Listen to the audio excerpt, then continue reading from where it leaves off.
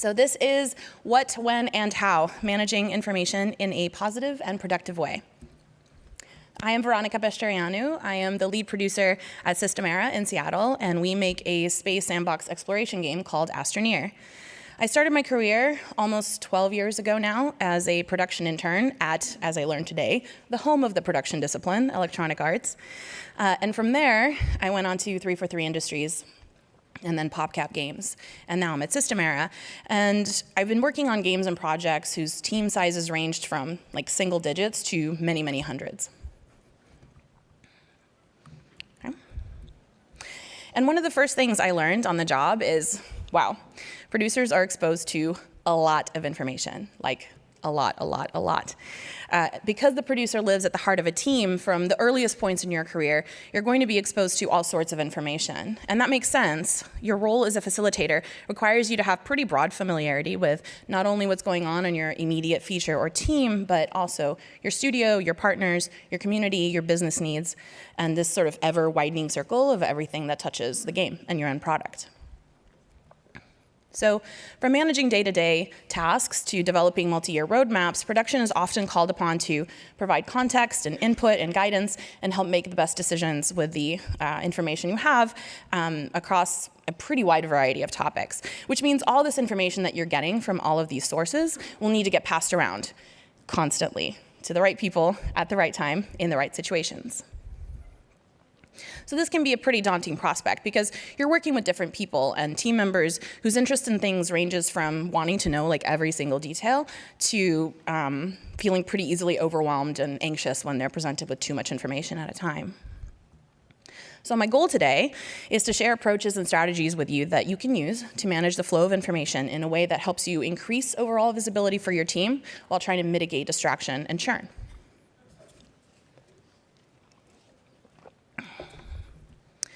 So when I first tried to describe the way that producers manage information, the process sounded about as precise as trying to find Goldilocks, the perfect porridge.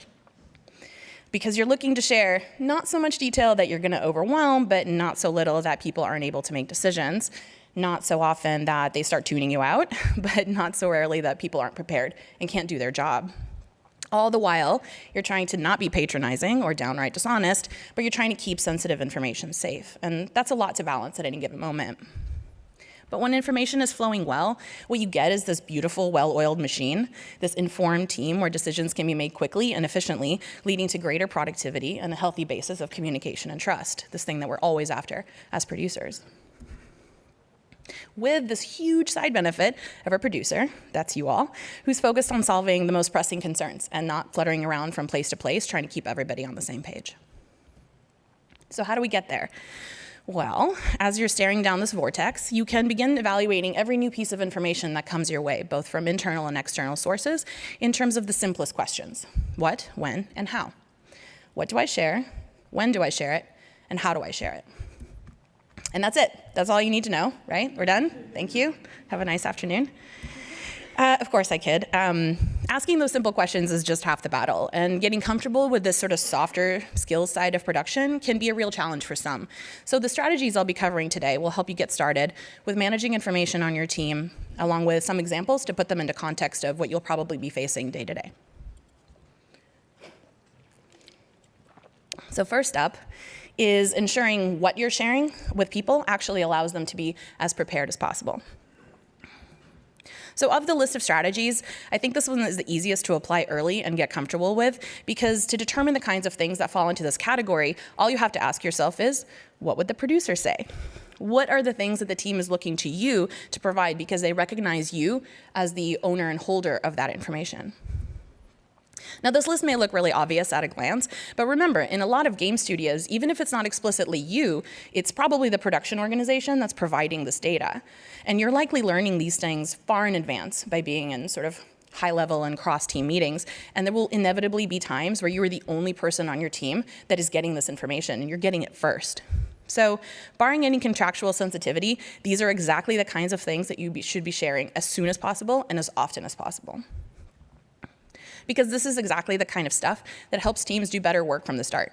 So armed with this information, team members can make better estimates, write better design documents, anticipate potential integration headaches right off the bat. And you don't have to be everywhere at once. It's bold, I know, to try to not be in meetings, but hear me out. When access to information means that you can be somewhere else solving a harder problem, that is a huge win for you and your team. And finally, you get this massive long-term bonus is that the team feels trusted to make decisions on their own, leading to a more open and collaborative relationship between the producer and the team. So in action, the strategy looks something like this. Say in a production sync, you learn that next quarter, the engineering leadership of your studio wants to take an upgrade to the third-party engine that you're using. So this upgrade will carry with it performance improvements, and it'll help your game run really well across all your platforms. That's great. Even if the upgrade isn't happening until next quarter, that means you can still start sharing this information now with your engineers, so they can evaluate it and figure out how to best react when the time comes. So folks can start talking amongst themselves about dependencies and risks to integration, and an effort like this will certainly involve multiple teams and people, so those leads and producers can spin off and start evaluating how capacity would be impacted down the line. And as future plans are made, maybe those performance improvements will allow you to make different decisions about your content and features. So by sharing the details of a major deadline like this, you can set your team on a path to successfully complete the work and reduce the risk of problems down the line. Now, in other cases, you will learn about another team's content plans or milestones or features that they're doing, and it'll create kind of opportunities to collaborate. So sharing that information is still important because the decision might be to not change course at all. So choosing not to act on information is a completely legitimate path forward. But the important thing was that your team was forewarned and therefore forearmed to make the right decisions for them and the game. So that first one's not so bad, right? You're probably thinking, hey, I already do this. Give me something else to try out. Good, because we're going to talk about something a lot harder, which is timing. Also Thor. As I mentioned before, sometimes you're the first producer and the first person really on your team to learn about some of these things. And you may hear about it months, if not years in advance. So building your ability to judge when to share something is crucial to your success as a producer, because not everything is going to be as certain as that engine upgrade I just described. So a very common mistake is to share early plans and efforts widely, leading the team to adjust their work to match. But when shifting plans change, the team has to pivot again, causing avoidable churn. Potentially even worse is sharing things too late, and the team is not prepared at all, and they can't properly react to produce good results. So either way, chaos ensues. So these are some classic examples of efforts that are prone to a lot of change early on, but can cause great excitement on the team. I mean, if you think about it, it's way more interesting to hear about being on stage at E3 than it is about taking an engine upgrade, right? So all the things on the list are still falling into that forewarned strategy realm. There's still things that will have impact on your team, and you still need to coordinate with everybody about milestones and deliverables and integrations. But what sets these things apart is that higher volatility factor, and that requires an extra level of certainty on your part as the producer before they're safe to drop on your team. So a common scenario from the world of mobile game development, some of you will know about, say your platform partner reaches out to you and your marketing lead and says that they're considering including you in other games in a big sort of summer collection promotion. So the promotion will take over the front page, which will be great exposure for you and will hopefully lead to increased sales. Very exciting. And they let you know that if your game is chosen as part of this promotion, they're going to want to see some themed in-game content. They're going to want some custom marketing materials, and they're going to want some tighter integration with your social media team. And immediately, your producer brain is off and running, right? All of these asks mean that at least 3 different teams are now going to have to readjust their plans to match. And it's natural to want to act on this kind of information right away. It's a great opportunity for your game, and your production spidey sense is right to tell you that this will require a lot of work on the team. But because you don't yet have certainty, if this plan falls through, you've lost precious time, and you're probably working on features and assets that will never see the light of day. So instead of derailing everybody with this information, what can you do to try and avoid the chaos? At first, put yourself in the team's shoes and recognize what information you'd want to hear in their place from the producer. So in case of developments that have the potential to thrash the team, find out deadlines by which decisions have to be made, when final answers will be given, any submission timelines, any and all hard facts that you can get your hands on. And remember, you don't have to determine this in a vacuum. If you can talk to other experienced producers on the team or your manager about how this may have gone in the past, it will be very helpful to you. And if you're in a small team, I don't know, maybe post on some forums or some Slack channels. Look for articles, because you're trying to accumulate as much historical data as possible. Get back to answering that foundational what question for yourself, because your goal is to arm yourself with the clearest picture of how an uncertain result becomes more certain. So using all of that, you can now create kind of a timeline or a rough flow that if the development becomes a reality, you can kind of see where the rough flow, how such a development becomes a certainty. So you allow yourself for a moment to assume that this is actually going to happen. And then you kind of sketch out the impact on the team. So how many people you would need, what other plans need to move around, what options are no longer available once a decision is made, because that's always the case when a big thing like this happens. So what you're looking for is this intersection point where there's enough certainty that the opportunity will pan out and when work would have to begin to execute. And then you always want to add a little buffer. That's always a good idea. And you want to allow your team some time, to plan and react. So going through this process gives you kind of a twofold impact. So one, you now have an idea or a better idea of what may be the right time to begin speaking about a plan as certainty increases and the risk of chaos decreases. And two, well, you've done a bunch of planning in advance. So when this happens, you're prepared to speak confidently to your team about what needs to be true to execute this plan. So once you've determined that, impossible Goldilocks place, that's just late enough that you have some certainty and just early enough that the team still has time to react, it's kind of time to share it out and get things going. But when you're in doubt, a little bit earlier is better than a little bit later, so your team isn't caught unaware. But you do want to still keep an eye on things to make sure that the team doesn't, spin off into this effort to the detriment of other work.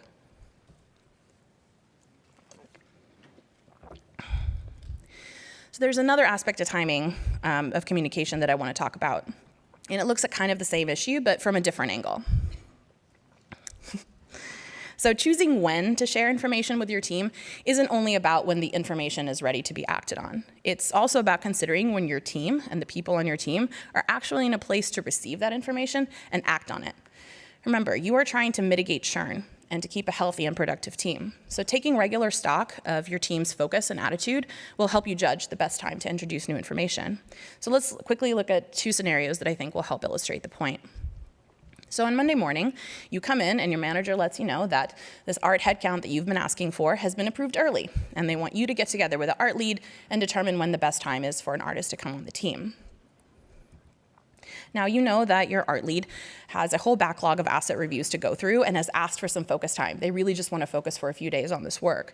So giving this information to them immediately is going to be distracting and probably won't result in immediate action being taken. But if you have a regular one-on-one or some kind of planning with the lead artist, you can use the timing and the context of that meeting as the perfect place to share the good news. You are offering the information to the art lead at a time when he's ready to receive it and act on it without distracting from other work. So in the second scenario, you receive an email from the creative director of the project who is working on a big quarterly business review for the studio executives. So the CD is asking for some GIFs of some flashy special effects from your main character.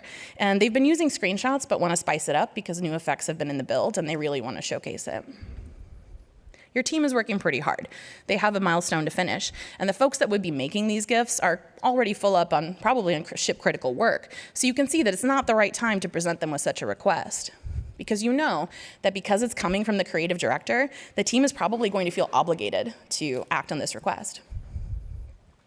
So instead, you can reply to the creative director, explain the situation, highlight the fact that the team would likely be stopping ship-critical features to answer the call, and you need to determine how vital these GIFs are to the presentation. If they aren't, great. You didn't distract your team with something that wound up not being mandatory. But if they are, you can take some next steps, ask for goals and deadlines, gather as much information you can, and kind of figure out what the path forward is going to be before you bring this ask to the team. The most important takeaway from this strategy is, if at all possible, don't be the agent of chaos on your team. Always be thinking about when is the right time to present new information to your team so that what you're bringing to the table is primarily additive rather than subtractive. And having said that, the approaches to timing aren't examples, right? There's unfortunately no cookie-cutter way that I can get you from zero to perfect judgment in the span of one talk. I'm sorry. But it's more important that the more information and outcomes you're exposed to, the better you become at judging volatility of new information and their impact on the team. So I think of all the strategies here, your mileage will vary the most with this one. Not every single event and thing that you're faced with will be an invitation to an E3 stage demo or inclusion in a major promotion. You'll be faced with plenty of opportunities that require commitment before comfort, but don't have quite the same impact radius on your team. So give your space to be bad at this for a bit, and if you have the benefit of a mentor or a manager, lean on them to help you build this judgment over time. So now moving beyond the what and the when, we get a little bit more into the how. How do we share information with our teams that is constructive and helpful? The more teams you work with and the more personalities and styles you will encounter will help you become a more effective communicator. But one strategy I find useful, regardless of the communication style you're facing, is to match the desired level of detail to the person that you're sharing information with. So this approach allows you to offer the most useful information possible in a way that still feels tailored to the person receiving it. Some folks want to know every single detail they can about a decision or want to have as much time to prepare as possible. Others prefer to really only be aware of what's immediate to their needs and workflow because having an even larger context will overwhelm them and make them anxious.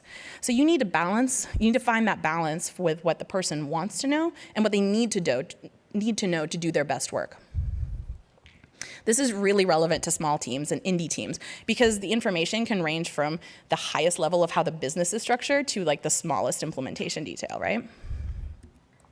So let's take a quick look at an example which actually can occur at any team size. So I think it's applicable to most of you here. So your team has decided to port your game to the Switch. Yay, that's exciting. And you just got off the call with your publisher and you talked about what needs to get done to get the process rolling. Now, if this information isn't contractually sensitive, it's great to acknowledge to everyone that it's happening. Just let them know it's happening and that you're going to update folks, as things progress. But at the highest level of detail should be the person doing the day-to-day work on the project. There are inevitably technical considerations to be discussed, so the engineering team needs to start thoroughly evaluating it. And your QA team will now need to consider a whole other platform in their passes, and they're going to need access to kits and documents and requirements as soon as possible. So whatever detail you have, these are the people that are going to need that full fire hose of information. At the medium level of detail would be the teams that receive the work down the line, like let's say your marketing team. Their part of the process won't get rolling until later, but it's still good to let them know that the conversations have happened. You can share key dates and any deliverables that you know are coming so they can start working on their own roadmaps. As development continues, they'll need higher and higher levels of detail and information. But for now, they definitely need more than just an acknowledgement, but probably have less immediate action. And finally, at that sort of lower level of detail is the rest of the team of folks that are not directly contributing to this effort. Because they're likely not to be affected by the work, going into great detail with them on everything you've learned so far about shipping on the Switch really probably isn't helpful. They may choose to opt into a greater level of detail for curiosity or professional development reasons, but it's not immediately necessary to give them that full rundown. Now, that last part about deciding the level of detail you give to the team is actually a great segue to what I think is the most common pitfall to this approach, which is adopting this protecting the team stance, where information and details are withheld by someone as a response to a perception or a belief that the team would be too distracted and too overwhelmed to receive it. But Veronica, you may say, you just told me, meet the team at their level of detail, and now you're telling me that, too little detail is bad. Well, the key differentiator here is, did the team ask for a lower level of detail, or did you make that decision on your own? If you've decided unilaterally that the amount of information you're going to provide and at the rate at which you provide it, it can result in your team feeling like you don't trust them and that you're parenting them, and that will erode that relationship over time. So if you've done this or are considering this kind of approach, ask yourself, why did you make this decision? Why do you think the team is not able to respond to certain kind of information? What is the outcome that you're trying to prevent by holding things close to your chest? If this is a common tactic that you find yourself employing, there may be some deeper communication and trust issues going on, so it's worth spending a little bit of time of self-reflection and really digging into that. In reality, what you'll find is that your team's desired level of detail will shift over time, from person to person and topic to topic. So you want to make sure to give people the chance to opt into the information they want to hold on to, whether that's insight into particular strategic decisions or exactly the determining factors of that engine upgrade, whatever it is that they're looking for. And then you let them opt right back out again when it's too much, and they didn't really want to know how payroll is set up on your indie team or the number of icon revisions your platform partner is asking for. So to keep on top of that changing landscape, I recommend checking in often with your team and asking, is this information interesting to you? Is it stressful or overwhelming? And most importantly, do you feel like you are getting the level of detail you need to do the best job possible? This way you're continually gauging how opted in or out your team is, and you can adjust accordingly. So finally, let's put the what, when, and how, and talk about how all three combine in a great strategy that helps prime team members for incoming change. So unlike the forewarn tactic, the shop it around is less about transmitting vital day-to-day information, but more about change management. So this strategy comes into play when you find yourself needing to make a major decision or implement a change, or you know that a big shift is coming. I think this is the most advanced tactic of these because it requires you to be pretty comfortable with your own judgment of content, when the right time to talk about it is, and already have some idea of how you're going to roll it out. You're using all three previous strategies simultaneously and just a subset of the team. And the change or decision doesn't need to necessarily be a dire one. For instance, I often use this when I need to make a decision about scope or about budget or process, which are all pretty normal, average parts of game development. So when you want to make a decision that you know is going to impact the whole team, you can first meet individually with other stakeholders during one-on-ones or planned conversations and ask them for their point of view on a particular situation. It gives you the opportunity to share detail of why you're thinking about this decision, and it gives you a chance to check your work and with others to make sure you haven't overlooked a risk or some outcome. All the while, you are giving these stakeholders the time to process what you're proposing and prepare for the change in advance, so that leads to smoother outcomes. So let's say you're the producer of a live feature team. You've been using 4-week milestone schedule to deliver new content updates to the game. And this has worked out for a while, but as complexity of proposed features increased to meet the needs of the game, you found that over the last few releases, fewer planned features actually shipped and more bugs were introduced. So as the producer, you've determined that a process change is the answer, and you'd like to extend the milestone schedule from 4 weeks to 6 in order to add some dedicated bug fixing and iteration time to get more stable and have higher quality builds. So this is a pretty broadly reaching change, so it's time to shop it around. So first you can meet with the leads of the disciplines most affected by the change to see if extending that milestone will actually be an improvement. This will help you check those assumptions and maybe refine the process even further. And once you've gotten that gut check with your own team, you can then chat with those affected down the line, like your community manager. Extending the milestone schedule means now your content updates will land every 6 weeks instead of 4, so there will inevitably be some adjustment on their part. And explaining the reasoning behind the change gives them a chance to contribute their point of view and to be better prepared when it happens. And that still strengthens that collaborative relationship you have with them. So finally, once all those stakeholders are on board, you can roll this change out to the team and let them know that you're trying this approach with an eye to higher quality and better product. But if instead you chose to roll this out without shopping it around beforehand, you'd probably get some pretty grouchy teammates and very grouchy partners. So as you progress in your career and become more responsible for larger and larger swaths of a project, communicating out a major change, especially those that are out of your hands, will become more common. So when a big decision is made, such as a change in ship date or a big pivot in design or other things that your team will need time to adjust to, you can help them weather the storm by using a very similar approach.